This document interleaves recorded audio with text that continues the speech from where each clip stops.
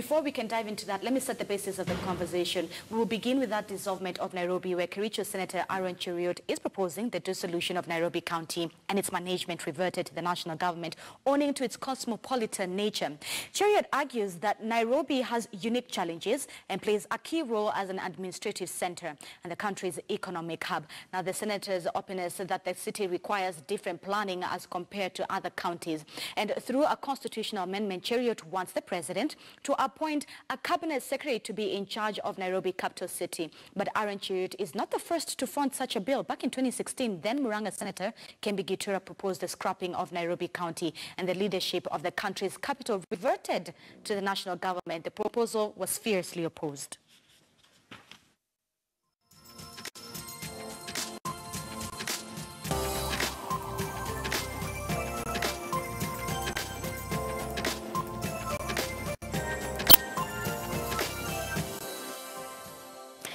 Liz, let me begin with you. Perhaps your thoughts on this specific scenario where should we scrap out Nairobi and make it a metropolitan?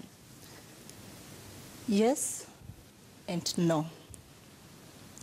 Yes, in that I look at it that Nairobi should be under the national administration and budget. But if you also go through that route, it means that most of the positions that are also like job creations will also most probably go down, and also some people will lose the positions. But in regards to its economic status, its strength in terms of the whole country's economic progress, then it should also be under the national government. All right, and this is a question that we've also asked our viewers, you, in case you're watching from at home, what your thoughts are. Tweet us at KTN News, at @Zinzi_K. Use the hashtag Morning Express KTN. That's your ticket into the conversation. Whether, let me hear your thoughts on this specific scenario. And this is, if it's shot down, it will be the second time Honorable Kembi tried it. It wasn't well accepted. Your thoughts? I think that's a sick joke. I think when now, because of, I saw in the newspaper that because of the handshake, Parliament is boring. So it appears that senators and MPs, they have nothing useful to discuss. So they come up with weird suggestions. The president is already saying, my cabinet secretaries have let me down. So which one will be running Nairobi efficiently? Let us look at before the 2010. Nairobi was under the national government. Was it much better? When you want to attack elections, just because people vote and they vote for people you think are the wrong people, do you change the election or you change the people? I continue repeating, until we will stop electing people on the basis of tribe, party, and money, we do not expect better things. We must just elect them on the basis of their tribes, and then, or their parties, and then we endure for 5 years. Nairobi's problems are management problems. It is not resource problem. You don't need resources. You understand? Not to drive on the pavement. You don't need resources to know that here there are hawkers, here there are no hawkers. You don't need resources just to remove dirt from Kekomba. But when you see the president and the governor descend to where now they are doing these things physically, then you know that the devil is real. Because they're supposed to put up structures and management. When you come to my house and you see me now, you are my visitor, and I'm struggling with washing the spoons and the plates, then you know there's problem of management in that house. Because good management requires when you visit me, I am there, everything is working, food is coming. So when you see, I saw my president that I love and respect and voted for repeatedly, going to Kekomba with Governor Sonko to remove the dirt and to jump around and say, this drama is not managed. So Nairobi's problem is management. We must sit down and say, how are we going to manage it?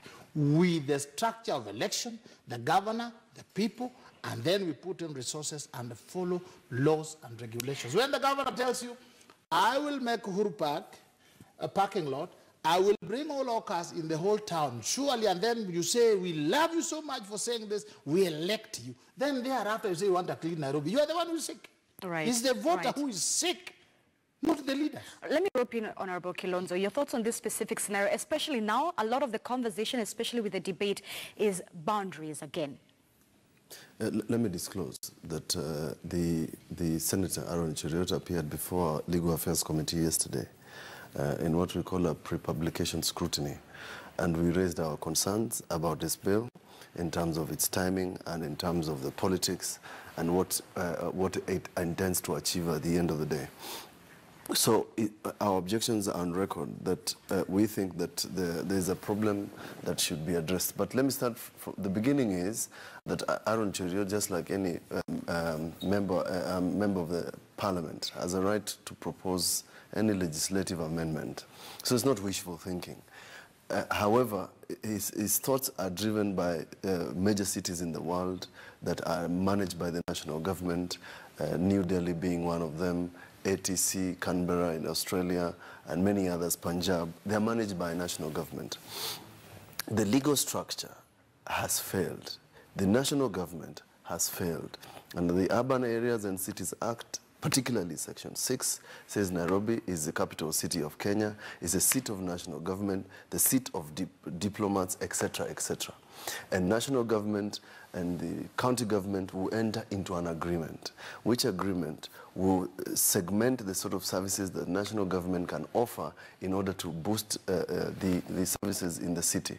There is no place in the world, there is no president in the world, there is no sane government anywhere in this world that would allow a capital city where every president, every prime minister, every wife of a president, like Trump's wife, lands in a city as bad as Nairobi. If you go to the major cities in the world, they even take care of lampposts. Lampposts are done in such a way that people just want to take pictures on a lamppost. That is what you do to manage a city. All major cities in the world have rivers, for example. Clean rivers, whether it's Geneva, whether it's Beijing, it doesn't matter. But they make sure that the city is managed in such a way that people just come to the city for the sake of it. There are places like Venice where they are thinking that they should manage the number of people who come. They want to do a program. You are too many of you. People should come to the city, drive in open buses. What, would you do that in Nairobi? No. No. And why? remember, we still don't have a deputy governor till now. We still don't have a deputy governor. So if it's mismanagement that is an issue. You cannot tell Governor Sonko to manage the largest city in the country, with the largest population, with the highest number of cars, with the largest infrastructure alone. It's not possible. 60% of the GDP is here. All the businesses are in the city of Nairobi.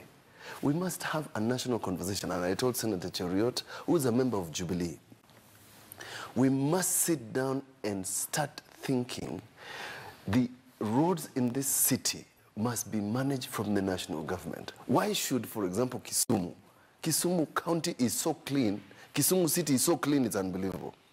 The infrastructure is so good.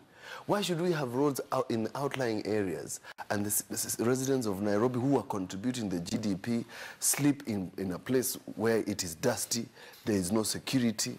If you go to downtown Moi Avenue, it's like you're in a place, in some place in the jungle. Why? We have NYS who are doing nothing. Who is to blame when it comes to mismanagement? We are all to blame. We're all to blame. We blame Governor Sonko. We give him shareable revenue. It's not enough. We blame him. The national government used to pay, for example, property rates. What are the sources of funds for a county government like Nairobi? It's property rates. Property rates used to be paid before